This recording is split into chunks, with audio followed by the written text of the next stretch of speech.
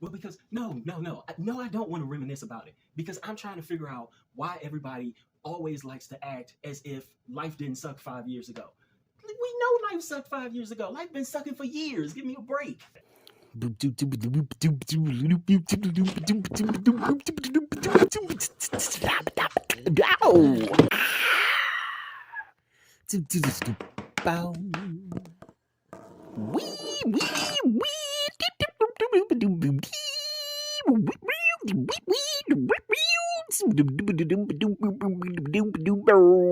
Wow. What's up, everybody? My name is Michael Stephenson. Welcome to my channel. You are currently watching my art/entertainment industry series in which I talk about mainly film, television, with a little sprinkling of book publishing as well as music/recording. If this is your first time on the channel, I would ask that you please go back and watch some of my previous videos. They are sort of foundational videos. Here on the channel, I'm trying to build up, a particular lingo or language so that we can have a shorthand that we know and understand, so that later on in later videos, hopefully I can make them a little bit shorter and I could just say something like the Avatar era, that was my remote, the Avatar era or the Lost effect, and you'll just know automatically exactly what it is that I'm talking about, the subject that I'm talking about.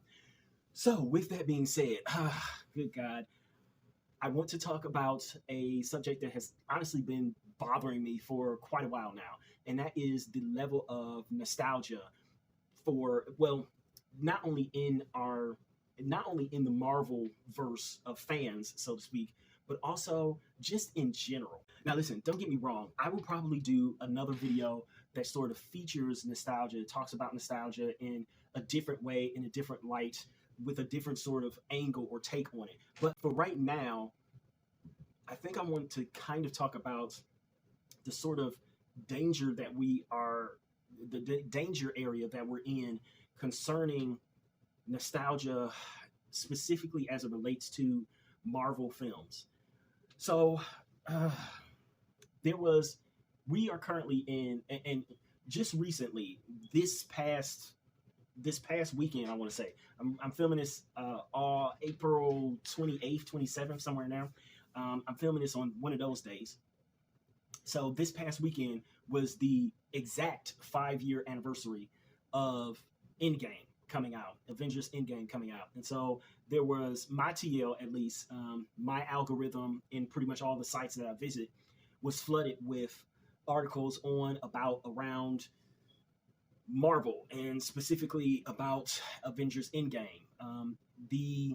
There was an interview with the Russo brothers about how they heard an interview with Robert Downey Jr. where he mentioned that now that he is an Oscar winner, now that he has his Oscar, he's perfectly fine with returning to the MCU if he is asked. If they want him back to play Iron Man again, he's open to it. He's willing to do it, etc., etc.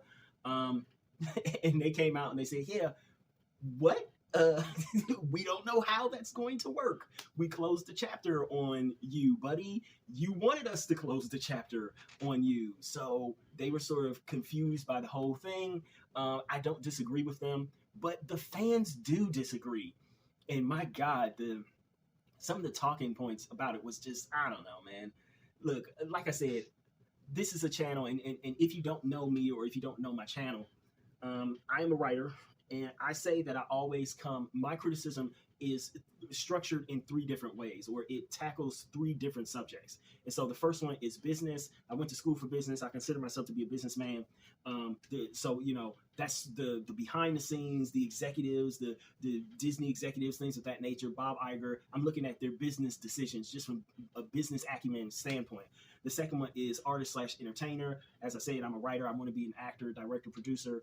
And looking at it from one creative person to another, I try to critique stuff on that level as well. But then the third one is the one that I feel oftentimes a lot of fans, or rather a lot of channels here on YouTube, try to stay away from, and that is critique and criticism of the fans and a fan culture. Again, I know that being in this space, I'm in a bit of a catch-22 because I kind of rely on you all to also at some point turn into my fans and buy my books and hopefully in the future go see my movies, etc., etc. So coming after you guys in almost any way, shape, or form is kind of, it can seem moronic, but at the same time, if we really want truth and reality in this whole debate and discussion about what Hollywood is, what it's doing, how it's changed, and how it can be better, we have to talk about the fans at some point, right? Because the fans play a big role in all of this. And so I was just looking at some of the fan reactions to this, and I was just like, I don't know. I'm not sure I agree with that, etc., etc. And all of it had to do mainly with nostalgia. Now, listen, don't get me wrong. I have my own little things that I get nostalgic for every so often as well. You know, usually I save most of my nostalgia for around Christmas time. You know, once December 1st hits, but more so once December 18th, that's when I sort of try to go on a vacation. Once December 18th hits, it's kind of like from there, I'm like, okay, I really need to start watching things, start listening to things, start doing things that remind me of, I guess, a simpler time in my life, my childhood, etc., etc. Just give me good feelings about where I am now, and brings back that old Christmas spirit. But with that being said, I am not a very sentimental person. I really am not. I do get upset with certain things. Like one of the reasons as to why I'm making this video right now is because I literally just had and it seems like an annual event now. It's an annual catastrophic technological meltdown. Okay, like I say, it's pretty much a yearly event at this point in time, to where at some point during the year, and it usually is during the spring or summer months, some technological crap is going to happen to my computer, and I'm going to do something's going to mess up, etc., etc. So what happened last night is that I was all set to record a couple of videos in a row. And I'm also trying to gear up to do the food videos, the cooking videos, which is, for those of you who don't know, I'm behind the hashtag 30 and 300 challenge. We are going to try to cook a full month of food for $300 or less. Okay. And yes, that's with inflation and all that stuff. $300 or less for 2 people, maybe 2.5. So 2 adults, maybe even a child.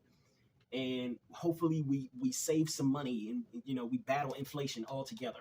But with that being said, I was working and I was just clearing out a few of the older files that I have on my computer, and somehow, some way, the folder that I had all of the videos for the channel, for this part of the channel, the entertainment series, the Hollywood is Broken series, the playlist, all of those just got deleted permanently.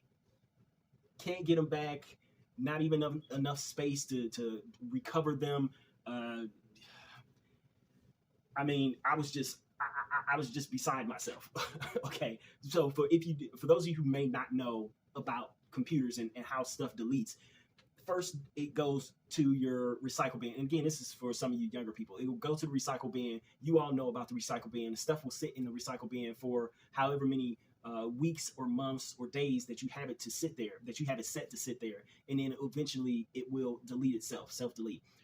But then there's also, you can empty the recycle bin and it'll delete that stuff permanently. But the thing is that if you have enough space, enough free space on your hard drive, then what usually will happen is that it will, basically what it does is that the computer deletes the, how do I describe it?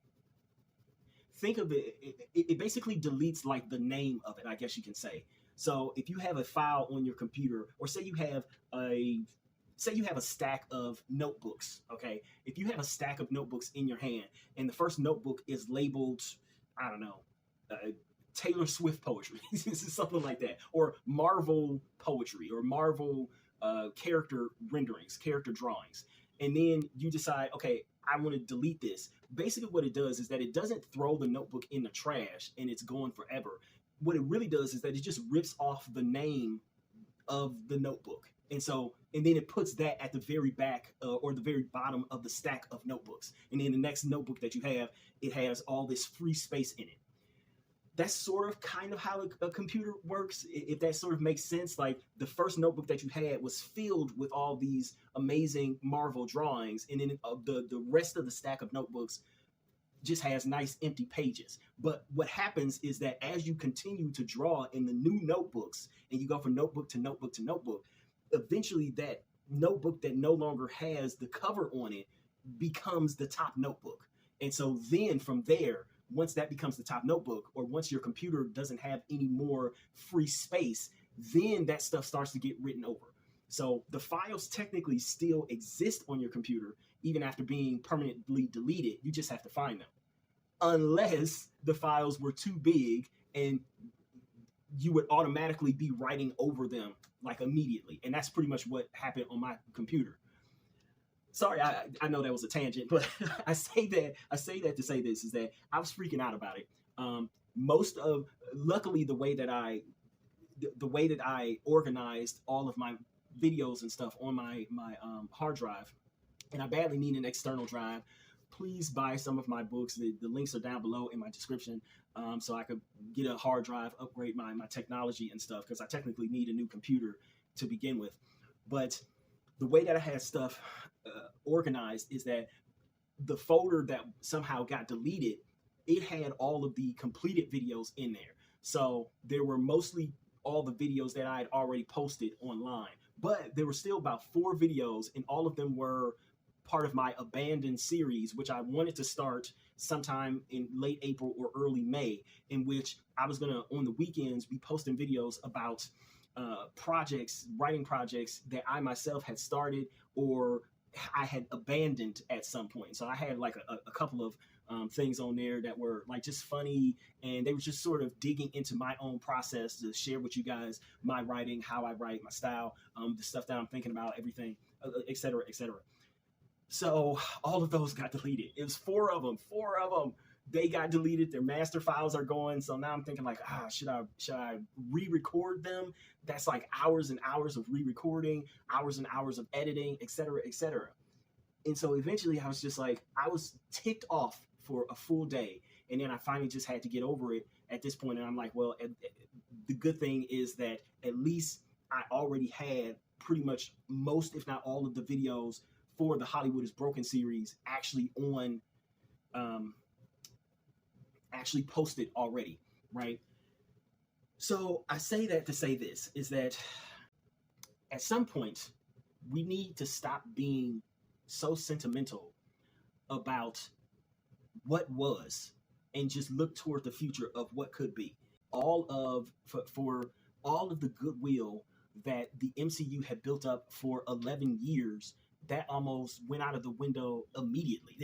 It really did feel like it just went out of the window without question immediately, beginning with a little bit of Spider-Man, but mostly, with was it Black Widow? And the crazy part about it to me is that, again, the MCU hadn't even had a legitimately super bad film post Endgame before people started turning on them.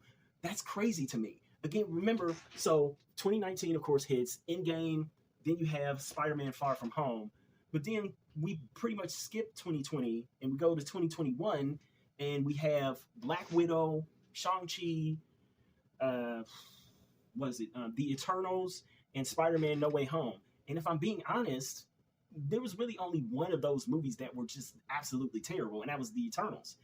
Black Widow, don't get me wrong, Black Widow is not in any way, shape, or form one of my favorite MCU films. But the more and more I consider it, I think the farther away we get from when it was actually released, coupled with actually watching all of the films in the timeline, in the order that they are supposed to be watched according to the MCU official timeline, I think that it actually holds up as a fairly decent movie.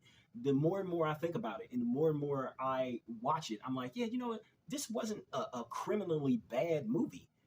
So the only one that was really like, yeah, we really don't like this, was The Eternals. And then you go forward and you have, Doctor Strange, Multiverse of Madness, Thor, Love and Thunder. It's like, yeah, okay, Love and Thunder, I get it. Multiverse of Madness was just, I don't know. There are some good things about that film, but there are also some bad things. But to be honest with you, both of those films, in my opinion, came from the micro franchises within the MCU. Both of those were sequels to micro franchises that were kind of always hit and miss. If I'm being honest, was the first Doctor Strange an exceptional movie? Not really. It was kind of middling. If I'm being honest, if I'm looking at the first Doctor Strange in Multiverse of Madness, I feel very much so like they're almost the same quality of film. There's not a whole lot of difference there to where it's like one just blows my mind and the other one is just ho hum. Like, no, they're both just sort of at the same level. And of course, Thor was always, as I said, hit and miss. And this is one of my key problems with nostalgia for the old MCU is that when we put on our nostalgia glasses, we have to realize we're also putting on our rose-colored glasses. And we're looking back and we're basically saying that, oh, wow, the previous MCU before it became the quote unquote woke MCU or the MCU, both stupid observations. Previously, it was just so great and it was just so amazing and everything was fantastic and all the movies were awesome. And it's just like, y'all know that's not the case. Most of us didn't like Iron Man 3. Iron Man 2 felt sort of like a redundant waste of time in some instance. Yeah, it has some okay moments, but it weirdly enough felt like a filler episode, right? Thor Dark World, was it okay? Maybe over time it has gotten better with more viewings of it, but it wasn't that it just wasn't that movie that was like popped. And let's keep it real, you could say the same thing for Avengers Age of Ultron. It was a movie that felt more than anything like a glue movie, to where it felt like one of those, man, I can't even remember what the name of them is, or what the name is.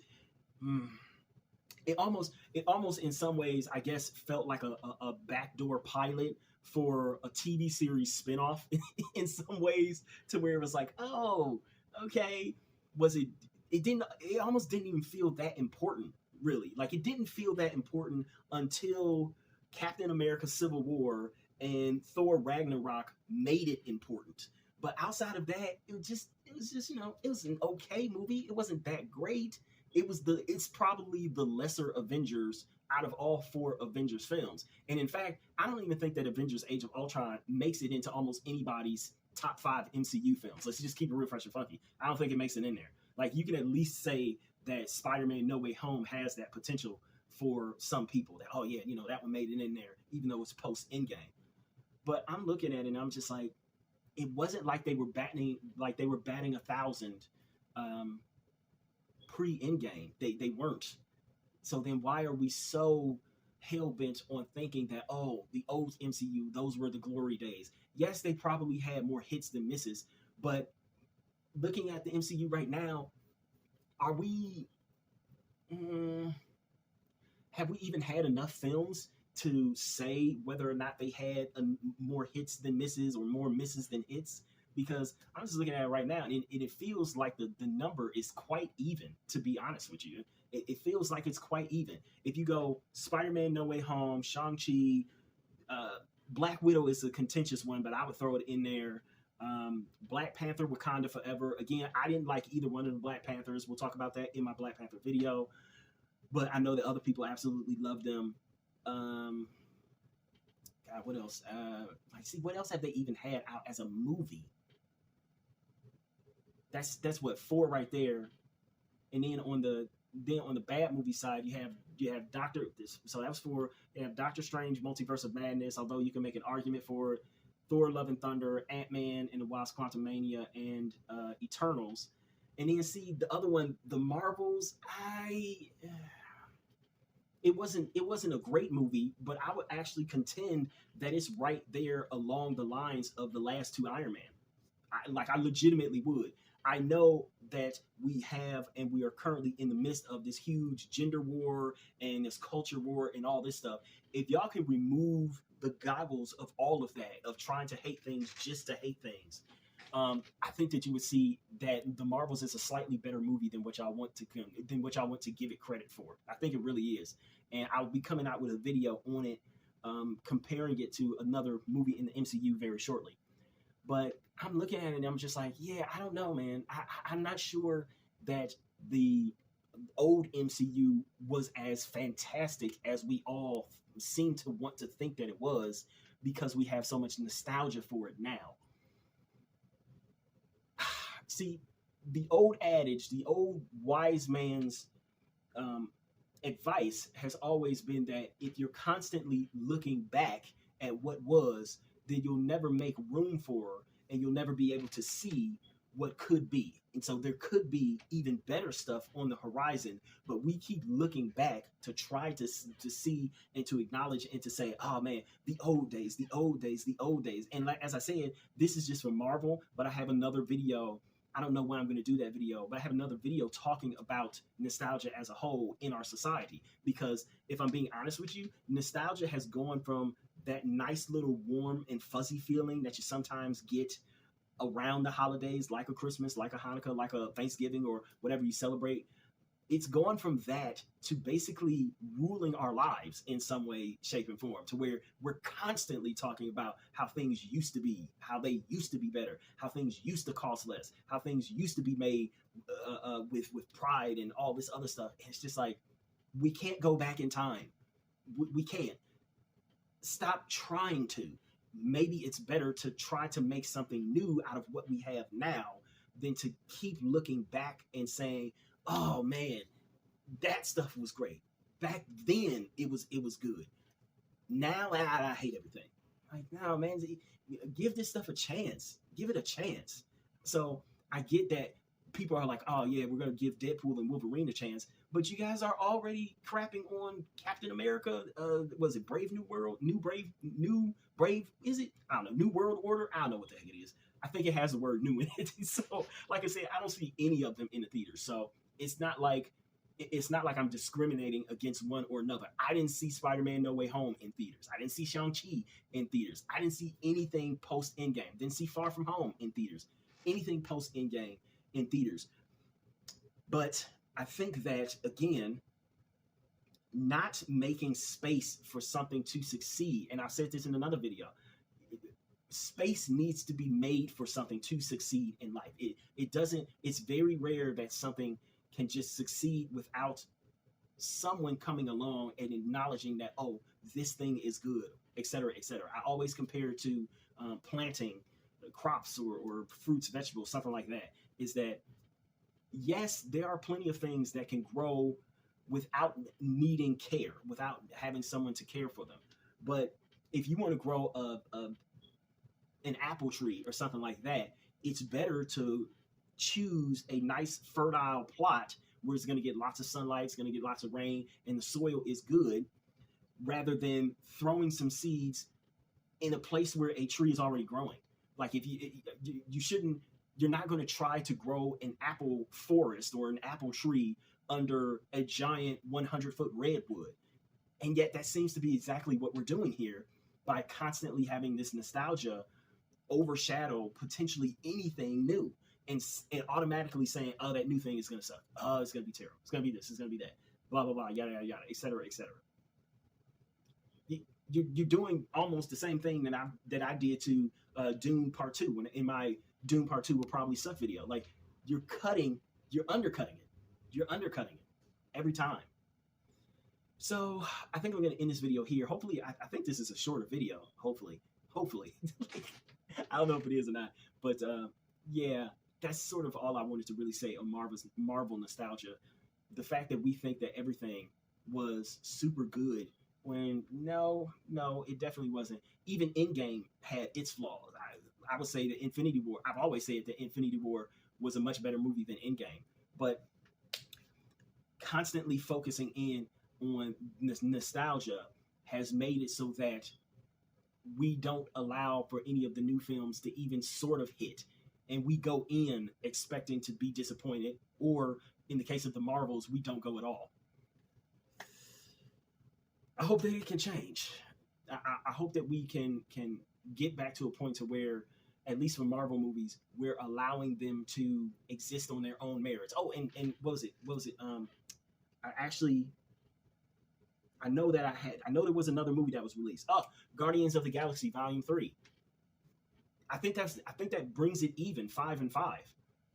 So they're at 50% right now for the new movies, I think. Whereas like 50% of the movies have been fairly good. They've been pretty decent. It's not A-level work, but it's also not bad, especially for the kind of movies that they're putting out. It really isn't. So maybe take off the nostalgia glasses all the time. It's good. Like, we have to reach a point at some point to where we can say, yeah, the past was good. What they did in the past was good, but the future might be even better, as opposed to saying, God, it'll never be like the past. Maybe it'll be better. I have hope that it will. So, yeah, I think that was all I wanted to say. I don't have a sign off. So while I don't have an official sign off yet, I guess I should do the whole please like, comment, share, and if you so desire and you want to see more, subscribe. But more importantly, I will ask that you please go and purchase one of my books. They are mostly ebooks, and pretty much they are all under $10. See if any of my work is actually any good, if it lives up to any of the things that I'm talking about here on my channel, specifically with the entertainment industry videos. So please go purchase my books. All of my links are down below. Thank you.